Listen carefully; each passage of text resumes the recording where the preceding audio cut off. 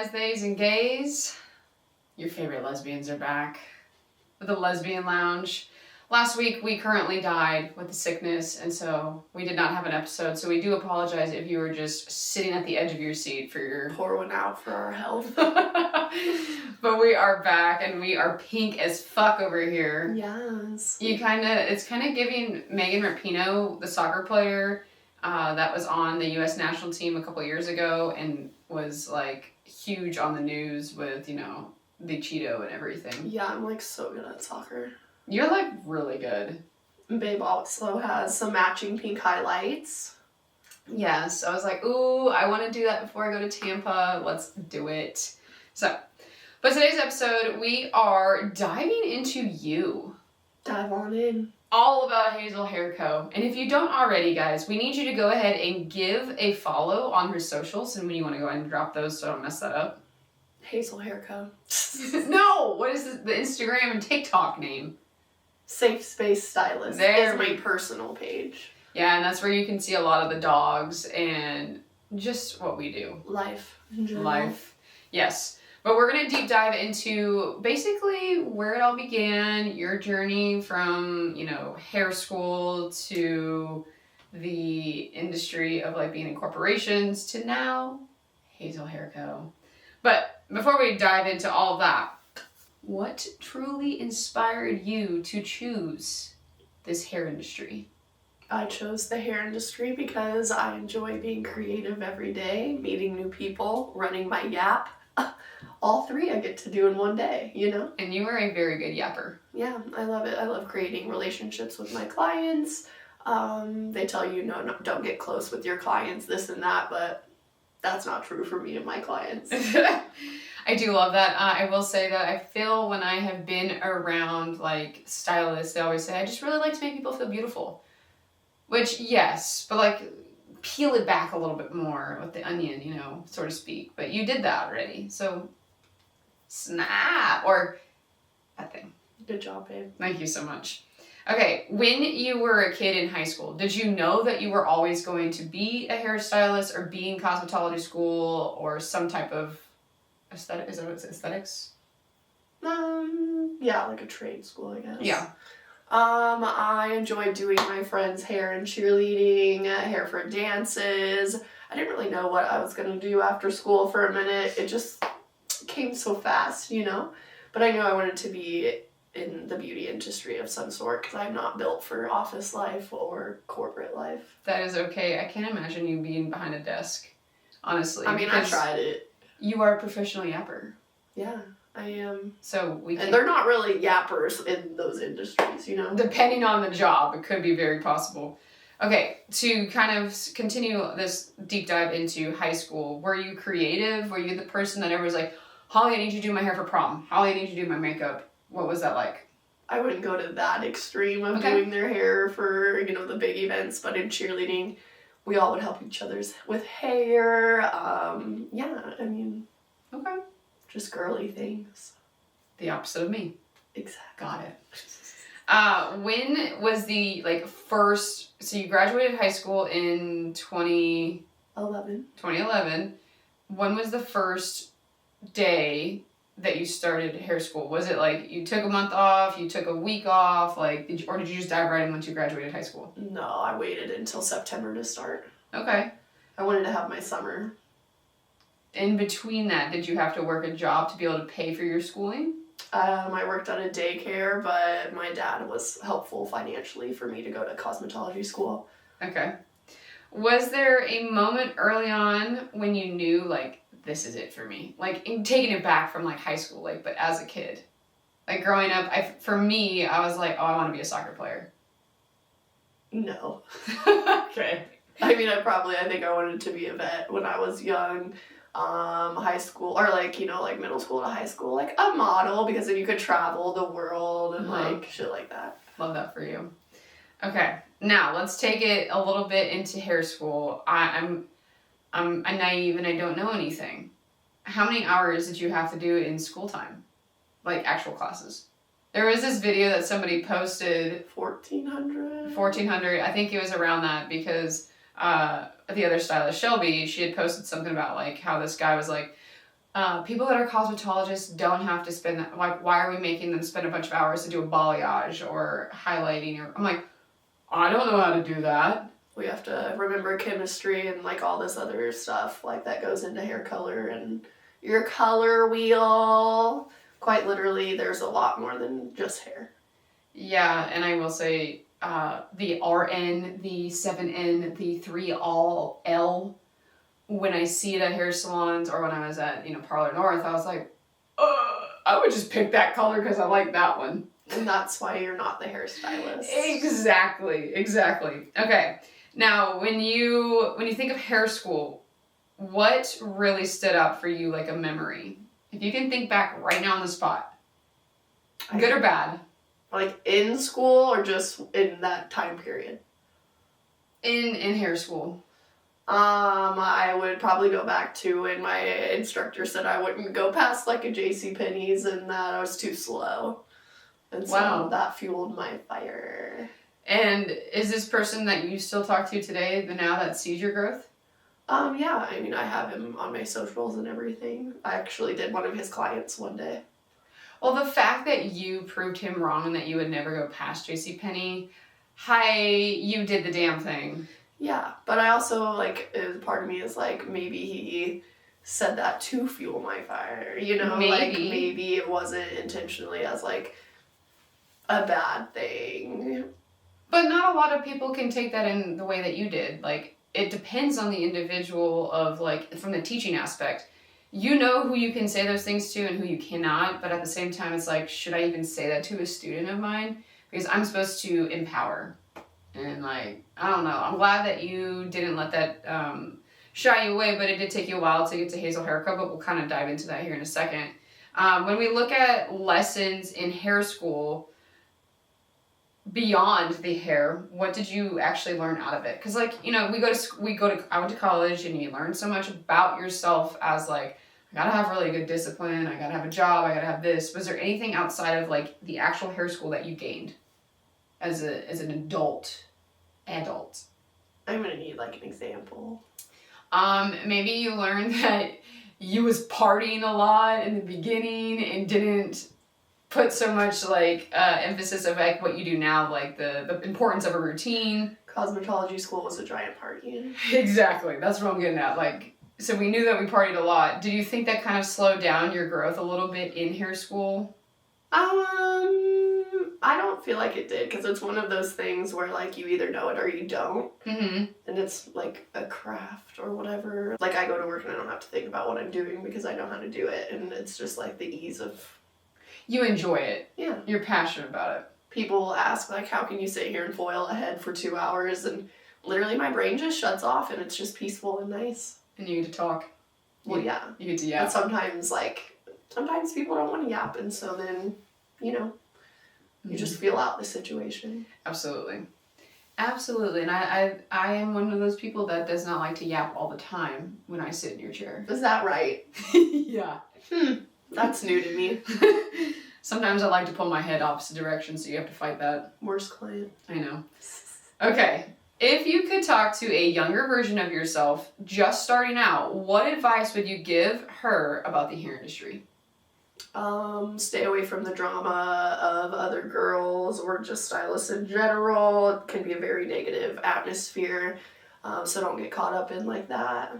Pay attention to what you're looking for and, like, stay in your lane, do your thing. Stay in your lane, I like it. When it comes to this industry, is it easy?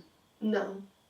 So I know when I first started dating you, you worked crazy hours. And I think the generations now up and coming and below us, it's like we expect this money to just come from just doing the bare minimum.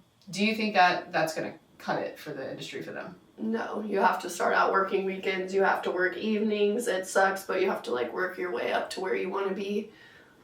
So, I worked 1 to 9, 3 to 9, weekends, Saturday, Sunday, and that's not what the young stylists think they need to do. And that's literally what you have to do. Yeah, and you have been in it, again, remind us how many years? 13 years. 13 years, and, I think for the younger generation, social media? Do you think that's important now, or is it more of like social media as well as word of mouth, but like being damn good at your craft? So I think when I started doing hair, it was before social media became a big thing, and so word of mouth is very important. That's how I like to gain my clients. If I like you, I'm sure you have your mom, your kids, your cousins, your friends. That's who I want to have in. I want to have these relationships with them.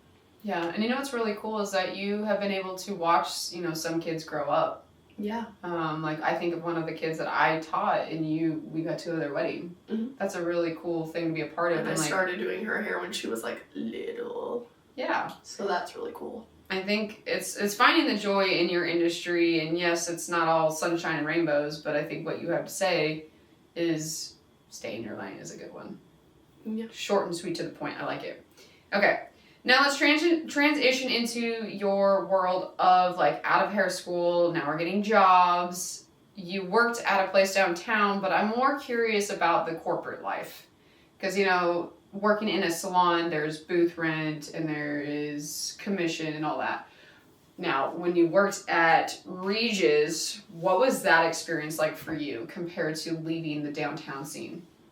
Well, Regis and cosmetology school in high school was always popping. That's where you wanted to be. It's constantly busy, great place to build your clientele. So that's originally where I kind of wanted to get on, but I had my high school hairstylist open her own salon, and so that's when I went downtown to work for her. But yeah, corporate. Do they take your money? They take your money. The girls are just like not friendly because they're there to like do their job and get out. Mm-hmm. They're not, you know, super helpful whenever you're in there in that situation. You're pretty much kind of like thrown out, and maybe you'll have like a good friend through it. Like I had a couple good friends, thankfully, because I was decently fresh out of school. You don't really learn everything that you need until you're like thrown into the wild. And it's the hands-on experience. Education's always changing. Yeah, it is. And I think that I look at the people that when I was dating you in the early on years of like Regis, there was some older stylists and some of them were probably very closed off. So you guys did classes, right? Mm-hmm. Do you think those classes were beneficial to you of where you are today? I think for myself, yes, but older stylists are very set in their ways and they don't think that they need to learn new ways or anything like that. So I just always like keeping, you know, my options open for learning. There's always, you can educate yourself on TikTok, the internet, like really however much you want to put into it. I know, and I think that's amazing, like what we have. There's YouTube, like you said, TikTok, but as soon as you stop your growth, I feel like you close yourself off to a lot of other opportunities, and you have a new opportunity now, and we'll get into that one that we're going to be diving into for Hazell Hair Co. But it is really cool to kind of just hear from your experience and how important it is to like not learn anymore. And you are again 13 years in, and you're always trying to find the next thing of like, how can I get better with my craft and gain more clients? Okay, so what skills would you say, or lessons, I guess, maybe more so lessons, did you gain from being in the corporate? Like you talked a little bit about how, you know, some people are not going to be very friendly and not to stay in the drama, because I remember all the drama that you had. But what would be the lessons or things that you've gained in the corporate world? Confidence. People will eat you alive if you don't have confidence. You have to fake it till you make it, which is what we're taught in cosmetology school. If you go out there and you act scared, they're scared. You know, but if you go out with confidence, then sell yourself. Mm-hmm. You're your walking billboard. Yeah. Show up looking like how you want your client. I mean, I have my established clients, so I'm able to dress how I want now. But like back then, it was all black. Your freaking pants couldn't drag the floor. Like there was like crazy rules. Yeah, and I think the way that you present yourself, your clients will be like, oh shit, she's got it together. If you come in looking like a trash bag, why would anybody come back to you? It's like, if you don't put your face on when you're working, why would anybody work with you? In cosmetology school, if you didn't come with your makeup and hair done, you got sent home. And you know what? I think that's a good thing. Yeah. Because you can't be looking all raggedy when you come in. If you have your own clientele and you're already established, wear what you want. But if they see you rolling in looking like that, Yeah, I would say that would turn me off as a client and be like, okay, you're not really put together today. Yeah. Okay, let's see what else I got for you. How, when we look at like you talked about confidence. Would you say that with this type of environment, it did help you grow with more confidence as you've gone through the industry or the years of the industry? Yeah. Like more and more stepping into, I mean, you've changed to different salons. So you started out downtown, you went to Regis, then you went to JCPenney. No? The Look. The Look. Okay, yeah, I forgot about that one. Sorry. The Look, and then we went to JCPenney. Do you feel like when you walked into a new environment, you went back to shrinking, or did you gain some confidence, like, I can do this, all I need to do is, and I mean, anybody knows Holly, she walks in a room, she lights it up. There's no person I feel like I've ever heard from her when she comes back and tells me, yeah, I didn't get the job. And I was like, she always gets the job because you are very warm, very welcoming. And so do you feel like that carried into each place, your confidence? I do. The confidence just got better as I went, and it just comes with putting yourself in uncomfortable situations. Yeah. Believe in yourself. We love that. I think too many times we get so complacent and don't want to do the uncomfortable, but I will say, watching you we've been together 10 years, going on 11, and watching you through all these years in your years of stylist, your confidence has grown so much more. And that's why you have made that jump into Hazell Hair Co. Yes. But out of all the salons you've worked in, which one was your favorite and why? Can I say my own now? I really enjoyed the Look. I had a really great experience. Both of my bosses were very encouraging. Like, when I said I was slow back in the day, I had one of my bosses. I was like, Dan, it takes me so long to do this service or this and that. And she was like, but they come to you because you do a great job. They'll sit for that long, Mm-hmm. She just made me feel so much more better about taking my time, being slower. So I feel like I also learned a lot there, and they didn't let you slide by. Like if a service was booked, you're doing the service, which is nerve-wracking, but also. You did do nails there too. Yeah, and I didn't mind doing nails, but that's just not right. my, what I really want to do. Mm-hmm. Okay, well, I would have never guessed the Look, but I mean, I feel like that was a really great group, and you had your old boss there too that came over. Yeah. Lots of people that used to work at Regis went over to there, so it was Yeah. like we continued to keep those relationships, and I got to get to know those stylists as well. How did you know when it was time to pack the fuck up and make Hazell Hair Co. a thing? Just making no freaking money at JCPenney's. You put in time. Also, just the people. I had to get out of there. I have dedicated clients. I mean, from the very beginning of 13 years ago. Yeah, and they made the drive. They were so true to me, being their stylist. And so, you know what? I was just like, I gotta get back to Columbia. Those are my people. Mm-hmm. And they've all been super supportive along the way in creating my own space. Yeah, the JCPenney thing was because we moved to Jeff City when I got another teaching job, but I think now where you are with Hazell Hair Co. and you saying enough is enough, but also your paychecks were shit. Yes, and you worked a lot Yeah. during that time, and you worked weekends too, right? Mm-hmm. And you if you didn't meet a certain quota, you got docked down to not being a master stylist, which it's all fucking stupid in my opinion. Well, and they started me as a what is it? Your middle stylist or whatever. I didn't fight for to be a master or whatever. I was just start me wherever, Mm-hmm. But and I will say at each salon I've made relationships that have continued into, just my entire life, and I'm really lucky for the people who I have met and created relationships with who have helped me, I agree. Yeah, you met some really great people, and some that we still talk to today. Yeah. Where we actually hang out. What does it feel like being a business owner?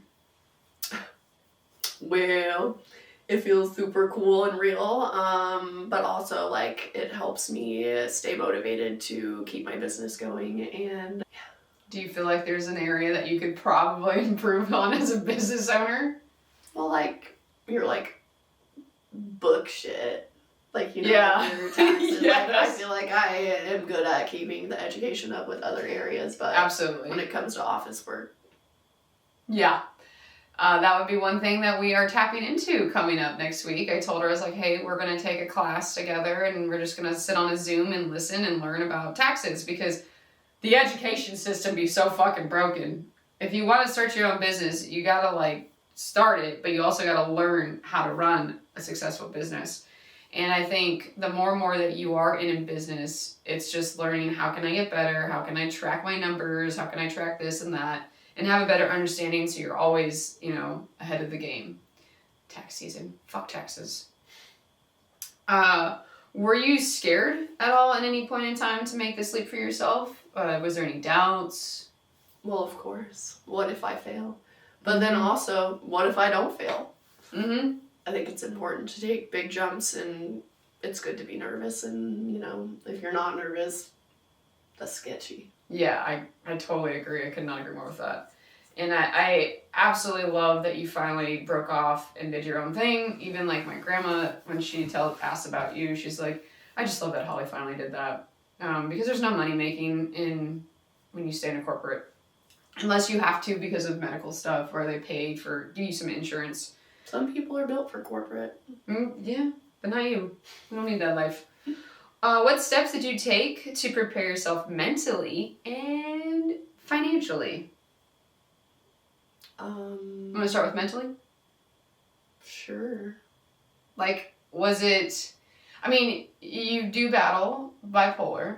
So do you think that was like, okay, if I do this, I really have to be, like, on? Well, I feel like that's like with the whole thing of doing hair, is you are there to help others. You soak in a lot of people's trauma. A lot of people just like spew it out on you. So not only do you have your mental health issues, you're taking on a lot of people's like emotions as well. So that can be hard, as well as just being able to leave it at work. But that's something you pick up with your clients the next time they come back around, like, how is your mom doing? How, like just different types of things with going on in their lives. Mm-hmm. Yeah, you're good at that. Now, financially speaking, was there any steps that if someone wants to take this step themselves that you would say on how to do it or how we did it? What was the importance of it all? Just making sure you're going to understand what is coming with it. I don't know. We made some sacrifices. Yeah. I think if you want to invest in future self, you're going to have to make some sacrifices. You're going to have to give up some things. You're going to have to give up some weekends or give up some long hours, but being willing to get uncomfortable. Yeah, and it won't last forever. You got to do those things to get where you want to be. I agree. The part that we have here as we start learning more about Hazell Hair Co., what things do you specialize in? Some people know, but not everybody. So there's two things actually you specialize in. I specialize in wedding hair, but I also specialize in the community with disabilities and special needs. I offer sensory-friendly haircuts. Sensory-friendly is something I'm very passionate about. I've worked with kids in the special needs, adults, and so just really catering to them, helping them make it through an actual haircut. And sometimes they're not going to make it through, and it's just creating that relationship to make them feel safe and have a safe experience. I think with the sensory haircut, correct me if I'm wrong, it's not a moneymaker, right? Correct. And you have to have patience, correct? Correct. And that's not for everybody. But it also, everybody needs that safe space, and I love that you built that. Yeah, it's very important to me. And I mean, I think in your industry, it's like, how many people can I get in my chair today, and how many can I send them on their way? But you are very intentional with what you do and how you create that space. You block off the time. You already know you're not going to make a whole lot of money in that situation, but it's important for you to fill their cup, like you fill your cup. Yes. The wedding hair, what's your favorite style to do? Well, it's funny because in cosmetology school, I hated updos. That was not going to be for me. I was not doing that. But all my friends had me do their hair for prom. As soon as I graduated, I had friends that said I was going to do their hair for their wedding. And I was like, I'm like new. You might want to like find someone else. No. They believed in me. And yeah, that's where it all started, so. I love that. With going back to the censor haircuts, because we're going to be at the main event with Intentional Hairdresser. It is on March 23rd. So if you're a stylist and you're catching this, she will be teaching sensory haircuts, and I'll be there for Protein Kaz. But this is all about Holly. The sensory haircuts, like, what do you want them to know and understand in these situations? Because I think it's the lack of understanding, right? It's the lack of education. It's not talked about in your industry. But why did you start it? Or why did you create it? Because I don't know many people around us that do that. Yeah, I just want to make it more comfortable for the stylist and the person in the chair. Because, like you said, in school, we're not educated. Nobody prepares you for somebody in the community that might not, be able to make it through a haircut. They have sensory issues. They don't want to be touched. They don't like the sound of the clippers. There's so many things that go into it. Would you say the tone of voice is important? Oh, yeah. Also getting down on their level. Can you explain getting down on the level? Like, is that talking to them on their level? Or are you saying lowering your body like down to where they are? Body, because when someone stands up and they're bigger than you and taller than you, that's intimidating. I want to be able to make them feel like I am on their level, like I want them to feel warm and safe and know that. And seen. Yeah, exactly. They need that just like you. Like, every woman, every man wants to go in and get pampered. Yeah. So do they. They want to experience it. And it's going to take them like 4 or 5 times. How many sensory haircut people do you have? Let's see. I think I have maybe about 5 or 6 constant clients. That's amazing. That's amazing. And if you could add that into your clientele base for if somebody wanted to do that, do you think it's an opportunity to fill your cup more than just a normal client? Yeah. Well, at least for me it is. Right. Okay, so a main event, again, March 23rd with Intentional Hairdresser. We will both be there. As we look ahead, Holly, for 2026, what are your goals or maybe plans that you have for Hazell Hair Co? Yeah, just keep establishing my clientele. What's important is just building those relationships. Continue getting to educate and stuff is a really cool feeling as well. Just keep doing my thing. Keep thriving. Yeah. Okay, what excites you most about what's ahead? Because we got a couple things coming up for 2026 that are on in hair stuff. But what excites you the most about being in this time of your life with Hazell Hair Co? Just getting to be able to educate now because it's just hair for years, right? Which is great. We love that, but now I get to share my knowledge of my other passion. My passions are together now, so that's Bringing why it I'm all very to one. excited. Yeah. We love that. Well, guys, again, this is all about Holly's journey, but if you want to learn more about what she does and be in an in-person session or book her to come to your salon, please get in contact with her on her socials, the Hazell Hair Co page, or Safe Space Stylist. But she's here to help you feel empowered, to feel safe if you are looking for a sensory haircut as well.